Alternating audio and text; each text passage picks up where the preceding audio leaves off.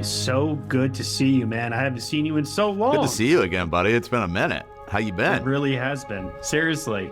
I know this has been in development for quite some time here, and I think the thing that's like most surprising to me about Hurry Up Tomorrow is finding out that the album itself was more so inspired by the film, not the other way around. Can you just tell me a bit about like how those two projects informed each other? Yeah, it was kind of beautiful and effortless. I had a meeting with Abel. We met. I didn't know what. I definitely didn't think my next movie would be this movie with Abel at that time, but we like really hit it off. I got really inspired for the first time in a minute. Like honestly, after Waves, I was kind of beat up a bit and like not inspired. I didn't even want to watch movies. I was just like in a weird way. Took me a minute to like get back into it. And then after meeting Abel, the light bulb kind of went off with this movie. And I got really inspired, and it was really quick. Basically, we met in October, started writing right away, had a draft by like December, shot the movie in February. Like things never go that fast. And at that time, there was always the potential that it would be attached to an album, but it was more just movie and creativity was first. Like he had sent me music that were primarily demos. Like a couple of them had a little bit of lyrics. Most of it was just cool sounds and songs and anything that would hit and inspire me. And that's all stuff I took to the edit as well. And then, long story short, that we had the longest post I've ever had because an album didn't exist. So like the edit was one of the smoothest edits I've ever had, probably the smoothest since Krisha, and then waited for music for a while. And like it was effortless. There were never any rules. It was always just put the movie first, whatever works. And can we push it? Can we take things further?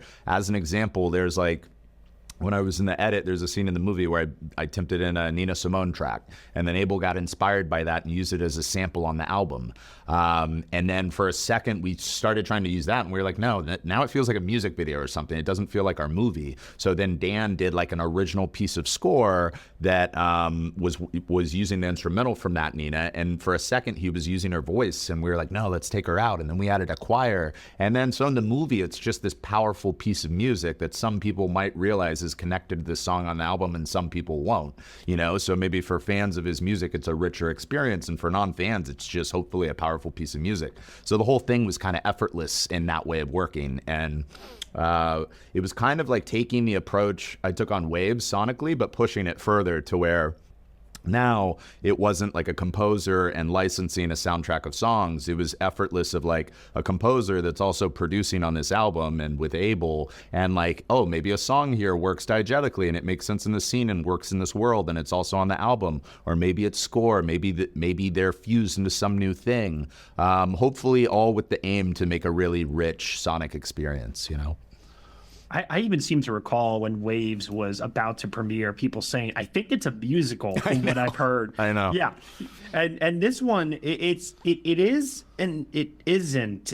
Like it's got like essence of a music video, but also at the same time, you're telling a story here of Abel's experience and of this guy having this mental breakdown. It's been described as at times a psychological thriller. It's got horror elements.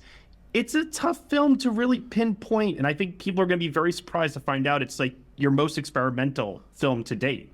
Yeah, I question if it is. All I know is it feels right to me. It feels fresh. Like every time I try to make a movie, the ambition is to make something that feels fresh, that feels like hopefully we haven't quite seen it before. I hope I've done that with this. That was the goal. And yeah, I mean, in my head, it plays with genre as well. Like it goes from kind of an anxiety building drama / kind of psychological thriller to like there's some sweetness at times. And then humor kicks in a bit. For a minute, it kind of turns into a horror film. And then by the end, to me, it feels almost like an opera or something. But the goal, obviously, is to not let all of that feel messy and clash, but hopefully all an intentional building experience, So that was the goal with it.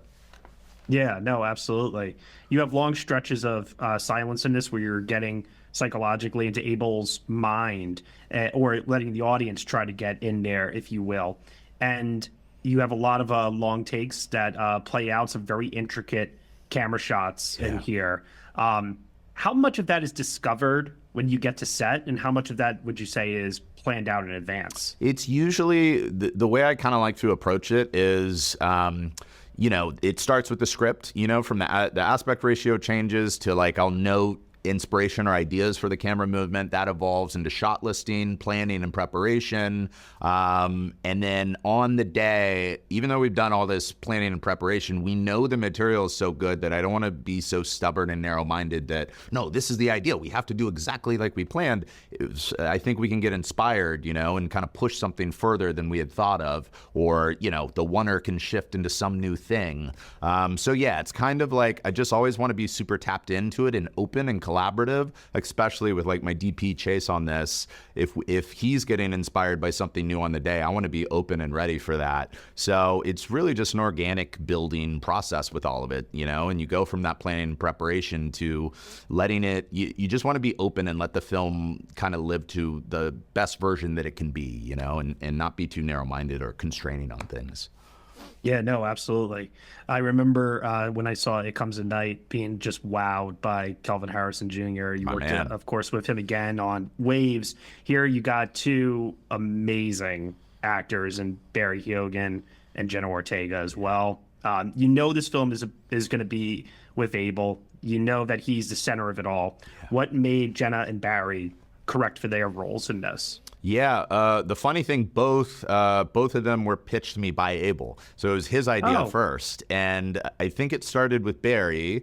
I was naturally a huge, Barry's in so many movies I love. I was like, okay, he's amazing. But like at the time, also, we were in post for like 2 years. So this was like a second ago.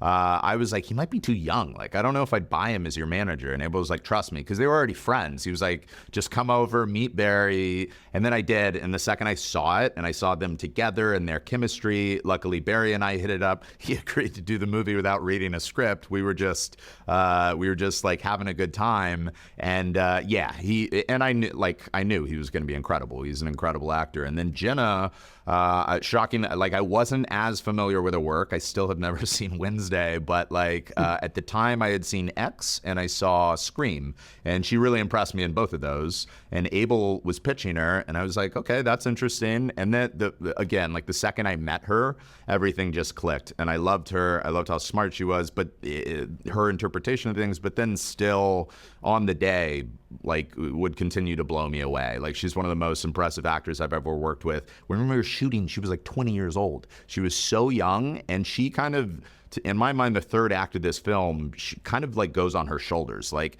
if the movie falls apart, it would be my fault, obviously, but Jenna has to carry a big weight to kind of make a lot of that stuff work. And she every day would continuously surprise me. And after shooting, I told her this. I was like, dude, you're the most talented human I've ever met. You could do anything you want to do. So I don't know. I love her and I love Barry. They're beautiful people. I'm pretty sure we'll probably see Jenna Ortega directing and making films of her own very soon. She has that kind of mind too. She says she wants to compose and stuff too. I can't wait to see movies she makes. That's awesome. You mentioned earlier, Abel really inspired you. You could have made this about another musical artist. What was it specifically about either personality, his story? I'm not quite sure. What was it that really hooked you in? I mean, at the first, there's just the base level of having to just connect and like a person. Like when I made Krisha, my first film, we literally made it in 9 days with family and friends. And I told myself this is like the cheat code, you know what I mean? To making special stuff. You have to make stuff with people you love. So it started I was taken aback. I really like this guy. I don't know what I expected, but I didn't expect to like him that much. And we hit it off like crazy, and we had similar tastes. And I think for me, it was hearing about this real event that he went through, when he actually lost his voice, and then finding out too that it wasn't, it was more psychologically driven. And to me, that was just good fuel for a movie. And I thought the meta angle was interesting. My first film, Krisha, I had my aunt. She's not playing herself. She's playing a character we created. She, the same name.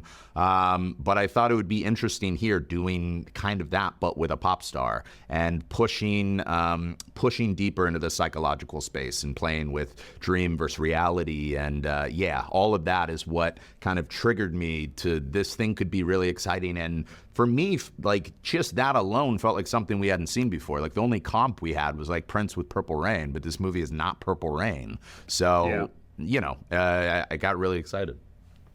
I was actually about to make a comment until you said that, actually, that lately it does seem like there's been this fascination with pop star celebrity. I've noticed in all types of media, from the performance standpoint to obviously how they have to conduct their private lives, and then how you run social media. And there's so many layers and elements to it that I think that people then don't get a chance to get to know the real individual as much as maybe they think they are. Sure. So in a way, it's really fascinating to me how much I can already tell how much it's already like in line with a lot of your previous work, because so much of your previous work delves into some really traumatized psychological like aspects that I'm waiting for the day that you make something light and fluffy, you know? I know. I mean, the second half of Waves had some lighter stuff, but like it was sweet. The same. Yeah, my wife says the same thing. I don't know what it's like. My bread and butter. I'm attracted to anxiety and heavy stuff. Yeah. I don't know why.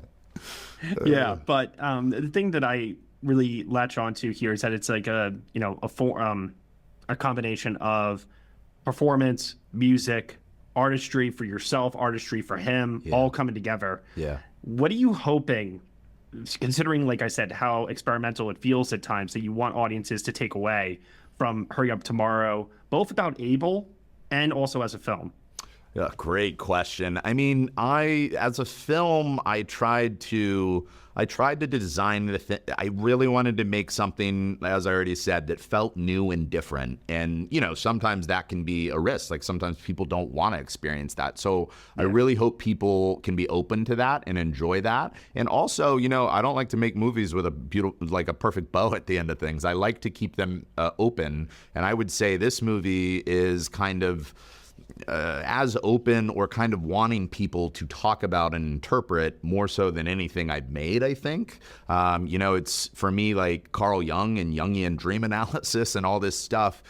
I think if you want to look at the movie in a richer context like that, it's all there. And there's a lot of fun discussions and conversations to have after you leave this movie. So that for the film, I hope they really take away. As far as Abel in the movie, I hope people are just taken aback at kind of the brave vulnerability that he has in this. Like, in my opinion, by the end of this film, like he's just showing his true heart and soul and going to a very brave, vulnerable place. And I knew look, at the time that we made this, all I had seen him in were his music videos. And I was like, he's very charismatic. He's very, like, the camera loves him, but like, is he going to be able to lead a movie? And like, I gave him a tall task. Like the movie is on his shoulders and through his eyes and heart and soul. And I fully feel that he delivered. And I'm just very happy that he let us make this. I don't know a lot of other pop stars that would want to go to such a vulnerable place with things, and kind of self-critical place at times in the movie. And end of the day, I'm just proud of it, and I want the thing to be out now. I want people to see it, Yeah, absolutely. As we get to the point where it is about to be released, would you say that you have found that creative spark, that inspiration again for the next one? For sure. I fully back, fully excited, very hungry, writing a new movie right now that I am extremely, extremely hungry to make. It's just what I have found post-wit. If you're the more money you're trying to get involved with stuff, the trickier it is to get those things greenlit in the right way. You know what I mean? So I always promise myself, I don't want to put stuff out into the world that I can't back with all my heart and soul, that I don't fully believe in. And the more money you have, like the more that stuff can get compromised, and you have to make compromises. So my dream is that I can, go into prep on this new movie by the end of this year and make it the right way. Either way, I'm hungry. I want to make stuff. So yeah, I don't think there will be near as long of a gap.